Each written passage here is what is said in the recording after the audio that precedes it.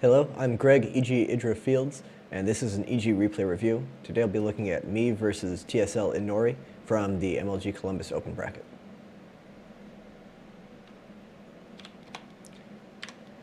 Here we have me as the red Zerg in the bottom left, and IdnOri as the blue Protoss in the top right. And the map is MLG Dual Site. And this game is kind of a psychological perspective on how to deal with a cheesy stylistic player. IdnOri is known for being either very, very aggressive, doing all-in builds, or being very, very greedy. But one way or another, he really likes to take risks and kind of just take advantage of the fact that his opponent is uncomfortable playing against him.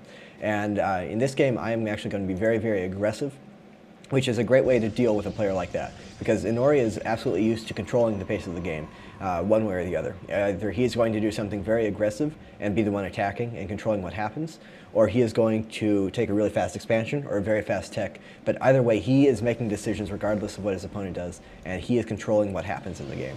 And a great way to deal with a player like that is to do something that takes them out of their comfort zone, takes them out of the path that they have planned for the game, and force them to react to what you want to do. And one of the ways to do this is to be very aggressive. So in this game, we're going to see me go ahead and double expand as normal, but then go into very, very fast road sling pressure. And IdnOri will be caught pretty much off guard just because he is not used to having to deal with something that forces him to deviate, because he's usually the one controlling the pace of the game. So we see standard openings from both of us. I'm preparing for a forge expand from him, me just going with a normal 15 hatchery. And this build is not anything special. It's just Roach plus Speedling before Lair, which is a little bit non-standard these days. Most Zergs are now going for Lair with their first 100 gas, as Dargagoon and Stefano kind of popularized. This gets you really fast Roach speed, and it's much better for the longer game. However, obviously it leaves you without too many offensive capabilities early on in the game. So instead I'll be going for much faster gas, immediate Speedling upgrade, and heavier Roach production. Also going to go ahead and take this base. Most Zergs will take this base. It just seems like the logical option. It just seems closer. However, this base is actually a little bit easier to defend. There's a much better staging area here. It's much more difficult for Protoss to be aggressive than this base is. There's a high ground here for pylons to hide, as well as the bottom base. And then there's two tight chokes that can both be force field off pretty easily. So just a little feature of this map that seems kind of counterintuitive, but this is actually generally a better base to take versus Protoss, particularly because Protoss is unlikely to be able to take that third base. It's just so exposed, so you're not likely to go to a macro game. And a macro game is where it becomes more beneficial to have the bottom expansion than this one. This one is a little bit more exposed as you get up into a big Colossus Death Ball or something of that sort, but this map very rarely goes to that stage of the game. And here we can see I am just heading up towards a normal build. I'll be sending out to take my third hatchery as resources permit, getting that immediate second queen to help with creep spread. Also chasing off his probe, immediately taking both the watchtowers. Just very basics of ZvP, but at this point your main focus should be solely on preventing probes from getting out. So taking those two watchtowers initially, very, very important. That should be your main focus, as getting a pylon out of the map is the biggest danger in early game ZvP. And he does get this probe out, but I see it, so I send those Zerglings out to follow it, chase it down, and kill it. And here we'll be seeing me taking my gases pretty soon, around 36 supply.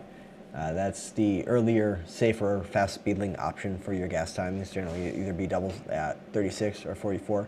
Occasionally, you'll get one gas at 4 minutes and 30 seconds.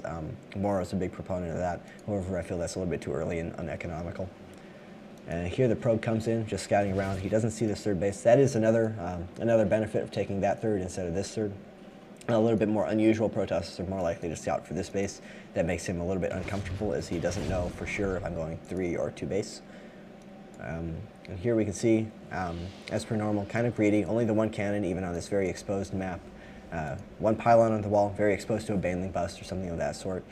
So just kind of taking a little bit risks here and there to get ahead, being a little bit greedy. Here just building up, there went the very early gas, as I said before. And everything here, this was planned aggression. I didn't really care what I saw coming from him. I just knew, because it was IdnOri, because he is a player who plays that style, that it would be something risky of some sort or another.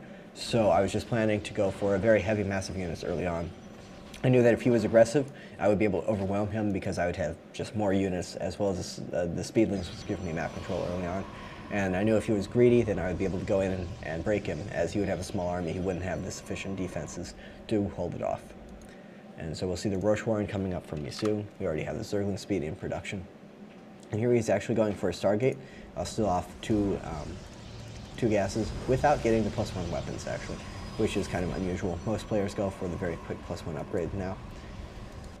And we'll see the Roche Warren in production soon. Also starting creep spread very quickly. That's the benefit of getting that early second queen, particularly on a map like this where there's a relatively long path to the third base. It becomes even more important than normal to get that early queen. Also, I believe I saw this Stargate with my Overlord, Scouting Overlord, went in and saw that. So I am getting another queen to help hold that off. And the Roche Warren in production is gearing up for a big attack. And here we can see his second gateway coming down, very exposed position. It does kind of block off those cannons a little bit, but still very exposed.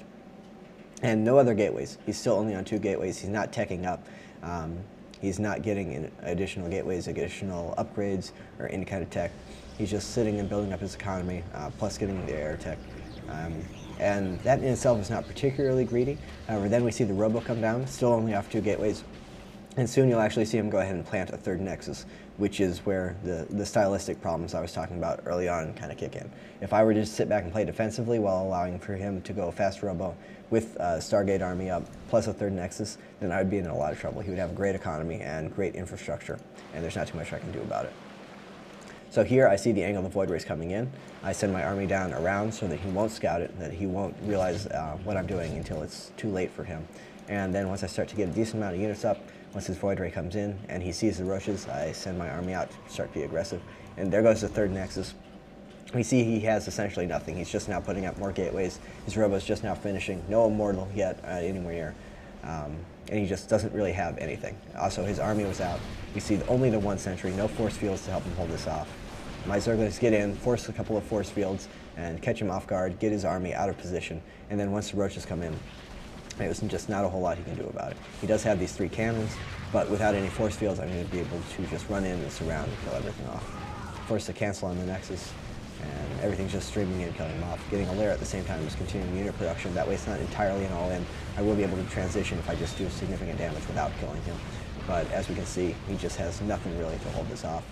Because he was playing so risky early on, he was expecting me to just be playing afraid because of his reputation and because of his style, and to get by with taking the 3rd base based on that. However, the aggression put him outside of his comfort zone and just got myself a free win. This was an EG replay review. Thank you for watching. If you enjoyed this content, please go to evilgeniuses.net and check out other videos like this from our other players. Thank you.